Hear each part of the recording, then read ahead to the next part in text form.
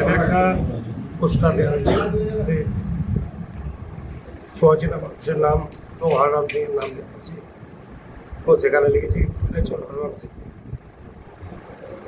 এবং যারা এই কাজটা করছে এটা বিজেপির কিছু দুষ্কৃতী আছে এবং তার সঙ্গে সিপিএম এবং এনসিপি বলে একটা একসঙ্গে একটা জোটবদ্ধভাবে এলাকার একটা অশান্তি করার চেষ্টা করছেন। এবং এখানে বিজেপির আর দুটো দিনে পর্যন্ত কিছু আছে লিডার যারা মদ খেয়ে পরে এলাকায় তাণ্ডব করে বেড়ে এবং আজকে উন্নয়নের সঙ্গে না পেরে তারা আজকে এই কাজ করছে এবং তারা জানে যাতে পরাজয় নিশ্চিত, তারা কেউ জিততে পারবে না। তাই আমরা চাই যে এই যে যারা এইসব কাজ করছে এবং কিছু বাইরে থেকে লোক এসেছে বিভিন্ন রাজ্য থেকে, বিহার, উড়িষ্যা, ইউপি থেকে এবং বিভিন্ন এলাকায় তারা থাকছে এবং রাত্রে তারা এই কাজগুলো করছে এবং আমি পুলিশের কাছে আমরা দাবি রাখছি অবিলম্বে এই কাজ যারা করছে তাদেরকে ধরে তাদের যাতে কঠোর শাস্তি দেওয়া যায় সেই জন্য আমরা এই রোড অবরোধ বিজেপির চামড়া খুলে দেব আমরা, এই বিজেপির কালো হাত ভেঙে দাও, গুড়িয়ে দাও, ভেঙে দাও, গুড়িয়ে দাও। এই তৃণমূল সৈনিক রাস্তায় বিজেপি হুঁশিয়ার, হুঁশিয়ার, হুঁশিয়ার। এবং বাংলাদেশের সৈনিক রাস্তায় বিজেপি সরকার হুঁশিয়ার, হুঁশিয়ার, হুঁশিয়ার। এই বিজেপিকে মানছি না, মানবো না, মানছি না, মানবো না। বিজেপির উন্নয়নের বিরুদ্ধে তৃণমূল লড়ছে, লড়বে, লড়ছে।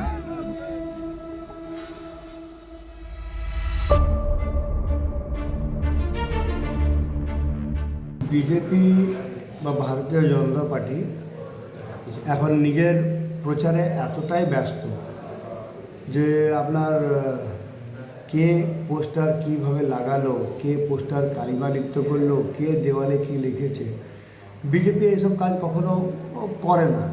বিজেপি একটা খুব অর্গানাইজড এবং অনুপ্রাণিত অনুশাসিত দল।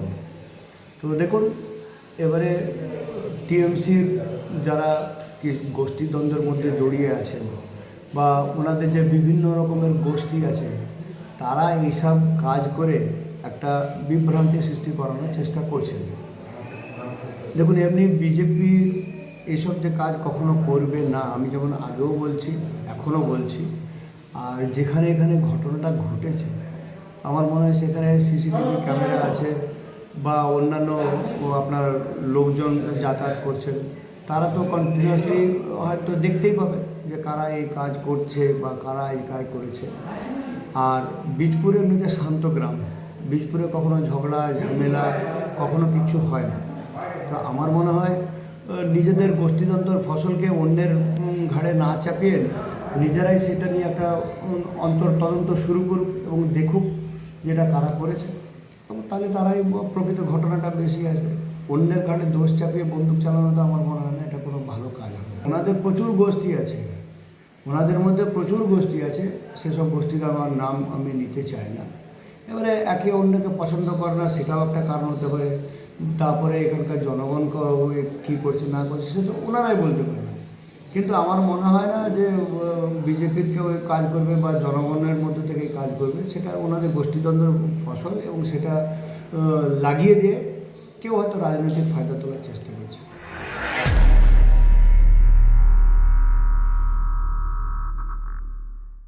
এবারে ভাই ভোটের লড়াই এই এখানেই দেখবো।